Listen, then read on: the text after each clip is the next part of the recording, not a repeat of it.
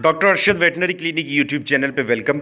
Video में आपको ये बताना है और साथ साथ दिखाना है कि कैसे एक ही जगह पे अगर आप मुर्गियों के कारोबार के साथ मुंसलिक हैं तो इसके साथ आप दूसरे कौन कौन से कारोबार ऐसे हैं जो इसके साथ जोड़ सकते हैं, जिनके ज़रिए पूरा एक फ़्लो बनता है, पूरा एक बहाव बनता है। ये अभी मैंने आपको फार्म दिखाया है, इसके सामने ये पॉन्ड है, ये तालाब सा बनाया गया है मछलियों के लिए। और ये मैं आपको छोटा इनक्यूबेटर दिखा रहा हूँ, एक स्मॉल स्केल पे हैचरी दिखा रहा हूँ। ये भाई साहब इससे पूरा एक फ़्लो बनाते हैं। फ़्लो इस तरह से बनता है कि इन्होंने जो अपने पास हैचरी रखी हुई है, छोटा इनक्यूबेटर रखा हुआ है, उसमें इन्होंने ब्रीडर से फर्टाइल एग्स लेके उसमें लगाने होते हैं। और ये इस तरह से चिक्स लेके उन्होंने उसी फार्म के अंदर पोर्शंस बनाए हुए हैं। पोल्ट्री के बुनियादी असूल को देखा जाए तो ये बात वैसे ठीक तो नहीं होती कि एक ही चारदीवारी के अंदर आप छोटे चूज़े भी रखें, आप दरमियानी उम्र की मुर्गी भी रखें और आप बड़े बर्ड्स भी रखें।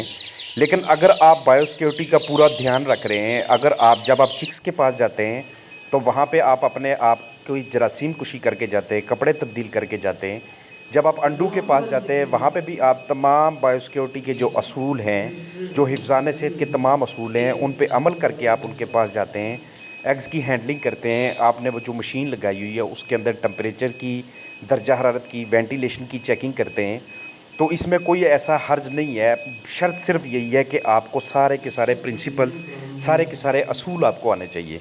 तो सबसे पहले अगर आप एक छोटा सा इनक्यूबेटर ले लेते हैं, अगर आप एक हैचरी ले लेते हैं, उसके अंदर अगर आप फर्टाइल एग्स लगाते हैं, वो एग्स भी आपने लगाने हैं कम से कम 55-56 ग्राम वाले एग्स उसके अंदर लगाएंगे, ताकि इससे जो आपको चिक्स हासिल हों वो 35 ग्राम, 36 ग्राम, 37 ग्राम में भी 40 ग्राम के दरमियान हासिल हो, अगर आप 55 से 60 ग्राम का अंडा उसमें लगाते हैं तो।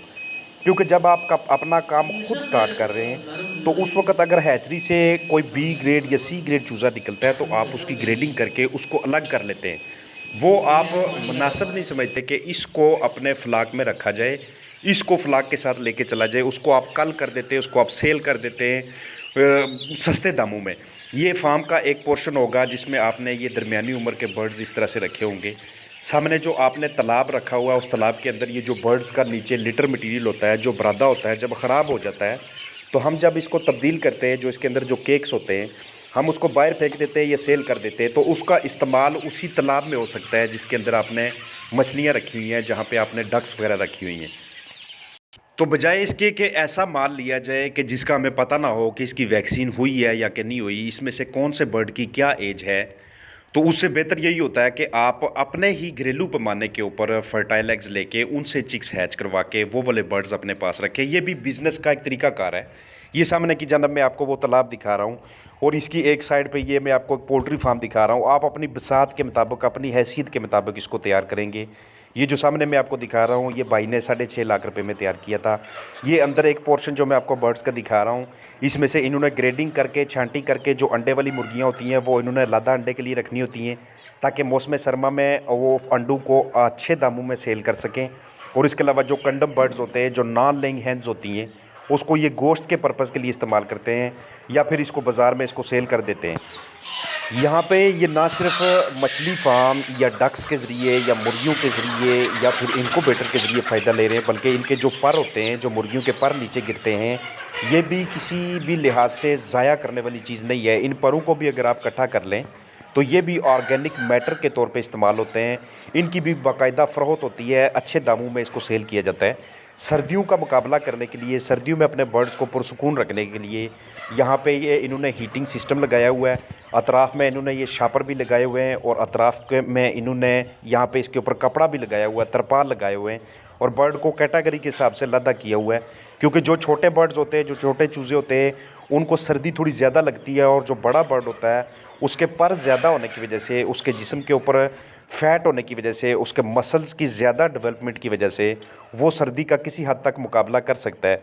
सर्दी के अंदर जो बड़ा जानवर होता है वो 14 से लेके 16 डिग्री, 17 डिग्री, बाज़ का 13 डिग्री तक भी इसको बर्दाश्त कर लेता है। लेकिन जो छोटा चूज़ा होता है उसको हम 34-35 तक दर्जा हरारत देते हैं। ये सामने जो आप तलाक देख रहे हैं, इसके अंदर आप ये लिटर मटेरियल जो भी होगा, जितना भी बरादा होगा, ये आप इसके अंदर जब फेंक देंगे तो इसके अंदर जो आपने यहाँ पे मछलियाँ इसके अंदर पल रही होती हैं उनके लिए वो खुराक का ज़रिया बन जाती है। तो ये दूसरा पर्पज़ हो गया। पहले नंबर पे तो आपने इनक्यूबेटर लेके उसमें से चिक्स निकाल लिए और वो आप अपने फार्म पे रख रहे हैं।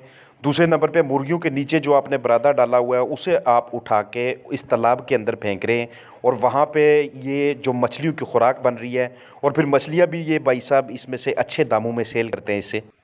वीडियो की वसात से मैं आपको सिर्फ ये दिखाना चाहता हूँ कि आप मुर्गियों के साथ साथ किन किन चीज़ों को आप मुंसलिक कर सकते हैं। लेकिन बार बार फिर मैं यही कहूँगा कि बायोसिक्योरिटी भी कोई चीज़ होती है, आपकी कुछ लिमिटेशंस हैं, कुछ हदूद होती हैं, उनको आप क्रॉस नहीं कर सकते। आप मुर्गियों को छोटे बच्चों के साथ मिक्स नहीं कर सकते।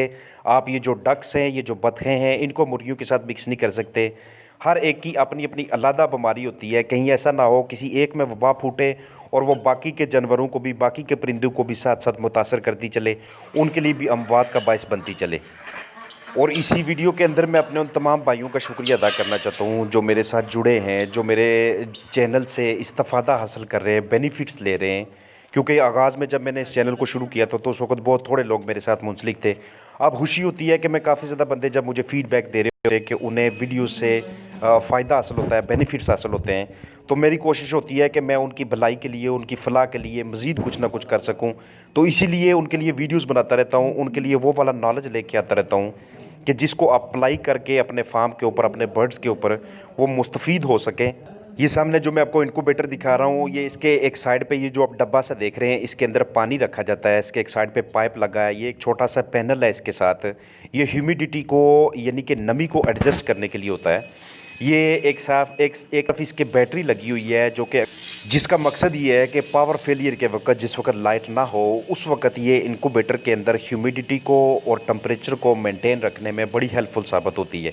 तो कोई ना कोई आपके पास ऐसा बैकअप प्लान ज़रूर होना चाहिए कि जिससे आप इनक्यूबेटर के अंदर दर्जा हरारत को और नमी को, एग्स टर्निंग को, वेंटिलेशन को, तमाम अंडों के अंदर जो चूज़ों की डेवलपमेंट के लिए प्रोसीजर्स हैं, उन सब को ये बरकरार रख सके। अगर आपके पास ये वाली सहूलत नहीं है तो आप दरमियान में किसी स्टेज के ऊपर 10वें दिन, 12वें दिन या 14वें दिन पे अपना नुकसान कर बैठेंगे। इसलिए इस चीज़ को प्रेफर किया जाता है जो कि चूज़ा किसी मयारी सोर्स से लिया जाए। अगर किसी मयारी सोर्स से चूज़ा नहीं मिल सकता, कुलीग से, नज़दीकी हैचरी से, नज़दीकी फार्म से, तो उसको अपनी आँख के सामने ही हैच करवाया जाए।